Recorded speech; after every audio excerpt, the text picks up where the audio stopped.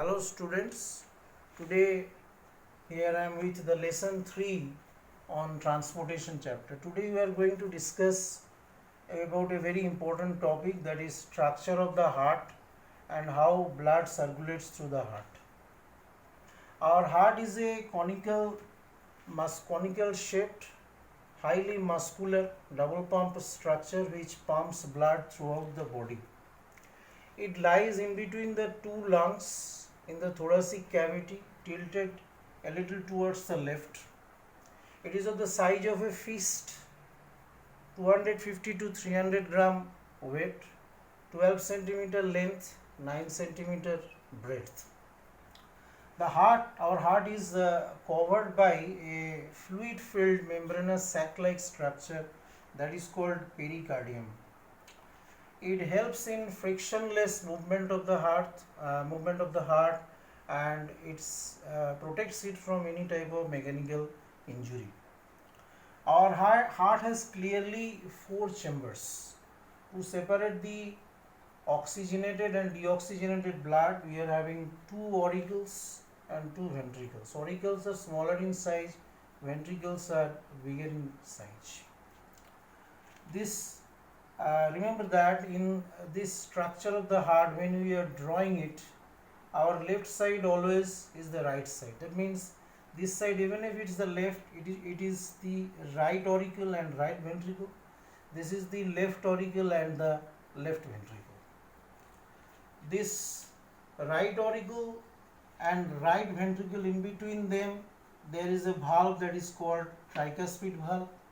In between the left auricle and left ventricle, another valve is there which is called the bicuspid valve or mitral valve. There is an opening in between the pulmonary arch and the right ventricle. There is another valve, a semilunar valve is present, which is called the semilunar pulmonary valve.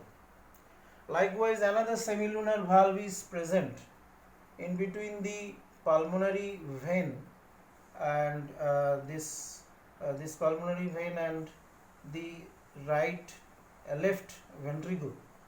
It is called semilunar aortic valve, in between the aorta and the left ventricle. Now all these valves are connected with the wall of the heart with a highly powerful muscle which is called chordae tendon. Here the chordae tendon is present, here also chordae tendon is present. And then you can see here one precaval vein or superior vena cava is present, postcaval vein or inferior vena cava is present. This is the pulmonary artery which is taking deoxygenated blood to the lungs. This is pulmonary vein which is bringing oxygenated blood to the heart. So this is the structure of the heart, and here you will find the cardiac muscles are present. These cardiac muscles are highly powerful, which helps the heart for rhythmic contraction and relaxation throughout our life. Now follow these yellow arrows which will give you an idea how blood is circulated through our heart. First you see all the deoxygenated blood from the upper part of the body is taken by precaval vein to the right auricle of the heart, and from the lower part of the body postcaval vein is bringing the deoxygenated blood to the right auricle. From here this right auricle, when there is a atrial systole, then the valve opens and all the deoxygenated blood comes to the right ventricle. And then again, when ventricular systole is there, then deoxygenated blood through this pulmonary arch goes to the lungs for getting oxygenated.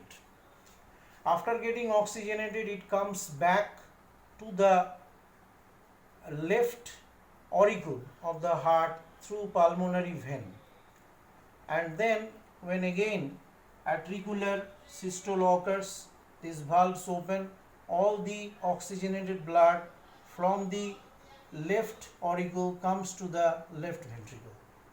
and then after that final ventricular systole occurs, due to which all the oxygenated blood uh, moves to the aorta, opening the semilunar valve, and from this aorta it moves to different parts of the body. In this way, blood circulates through this heart. Now here, this cycle is represented in the form of a cardiac cycle. You can see here is the cardiac cycle. The whole thing which I explained here, it takes just 0.8 second, one cycle, that is filling up of the heart with blood and then emptying of heart, and during that time it is getting oxygenated and coming back. Here you can see this type of circulation is called double circuit circulation. Why? It comprises of two parts, pulmonary circulation and systemic circulation. Pulmonary circulation is short. Here you can see from the heart, deoxygenated blood is going to the lungs for getting oxygenated by the pulmonary artery. Then after oxygenation is coming back to the pulmonary vein, to the heart again, and after that through aorta it is going to different parts of the body. Here they are forming the capillaries. Here you will find that this is called systemic circulation, that is from the heart going to different parts of the body, and then from different parts of the body blood coming back to the heart. This is called systemic circulation, and pulmonary circulation occurs here for oxygenation only. In this way, a double circuit circulation occurs, and thus our heart functions throughout our life.